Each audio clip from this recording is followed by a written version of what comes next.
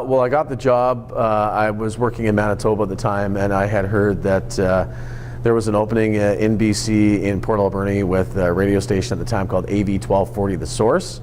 And I had gone pretty far in my career and had been in a couple national championships and league titles and thought I had seen a lot and was just kind of looking for a bigger challenge and a bigger market and bigger rinks and a better league. And did some research on the community and saw some incredible stuff about how they had built their rink at a time when everyone was saying no, and the right amount of people got the entire community behind it after a couple failed votes to just refuse to say no. And stories of fans lined up outside the rink to buy tickets and a season ticket waiting list, and just kind of immediately fell in love with the whole idea on having the opportunity to be the play-by-play guy for a team that had a fan base that had a pretty high level of passion, which makes the job even that much better. What's your fondest Bulldogs memory?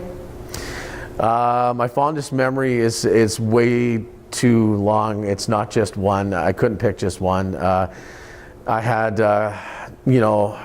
still have goosebumps when I think about Andrew Ella scoring a double overtime goal here against Nanaimo in, a matchup of 1 and 2 teams in the country that were an hour apart from each other for an 18th consecutive win. The Bulldogs won the next day. They beat Salmon Arm here. Kind of coupled with that was when the game was over, the crowd had started about 8 or 9 games previously, counting in unison the amount of wins in a row. And the really cool thing about that in the Nanaimo game was we were all waiting for it because it had happened for 4 or so games already. And it was an overtime goal, so half the crowd was still partying and celebrating, and half the crowd started counting, and it kind of, half the crowd didn't do it, and it was kind of a mess, and it was kind of a letdown that, we're not going to see this crazy count, and then they actually stopped and did it all over again with the whole entire rink. That was pretty neat. That's a memory. Later on in that year, Aaron Shepard scored a triple OT playoff winner that was the longest game in Bulldog history. That one was memorable just because, it's no game that long since or before.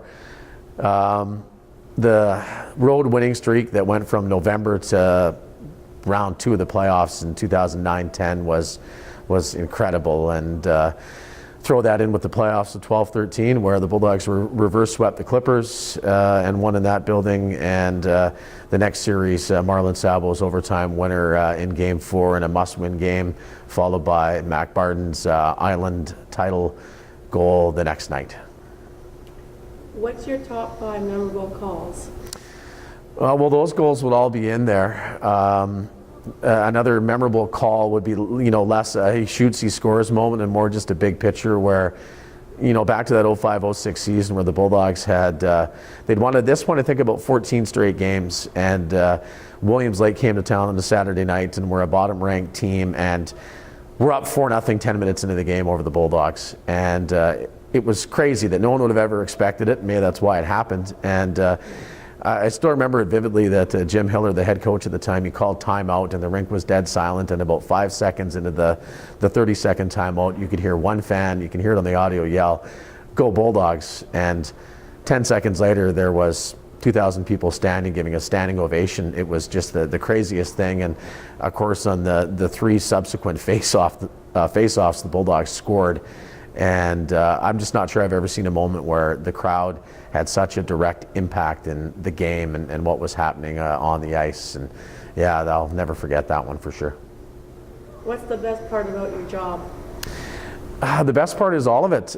It's the fact that I get paid to watch hockey, and I get to connect parents and families and friends with their sons who are sometimes really far away, and even if they're not really far away, they might as well be because they're so committed here and they don't get to see each other. That I get to connect other members of the community that can't get out to games for whatever reason or are no longer here, that can somehow still feel that they are, and just that I get to kind of share everything about Port Alberni with the rest of the island and the province and the world through the wonders of technology, to just kind of always try to let people know how great it is here and how special it is.